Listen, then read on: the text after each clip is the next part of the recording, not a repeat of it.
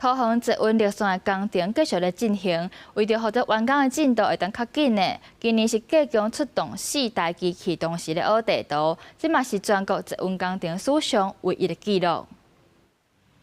位列所在就是桃园捷运绿线工程G06阳明公园站，都伫重要干道介绍路顶悬，上下班时间车是太个真厉害，地方民众我那期待捷运带来方便，我那也希望交通黑暗期赶紧过去。坐捷运还可以啦。好，怎么说？这个各方面交通都很方便。改善当然是会有啊。对啊。只是这段时间那个施工的时间太久了，交通不方便啊。所以会希望赶快工期结束，就对。对啊，一定的啊。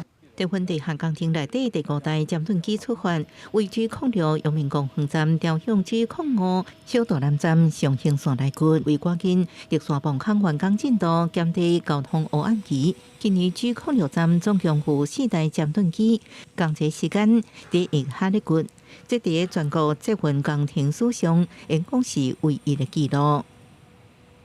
G06阳明运动公园站呢，同一个站体里面有4部前盾机呢同时发进的。那如此密集发进的原因呢，主要希望可以尽早呢完成隧道的钻掘。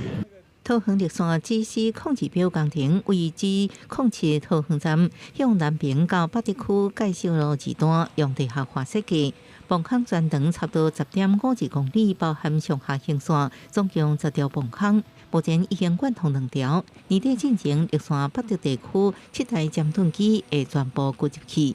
按算2017年会将10条磅空全部贯通，为2030年捷运绿线主线全面通车来做基础。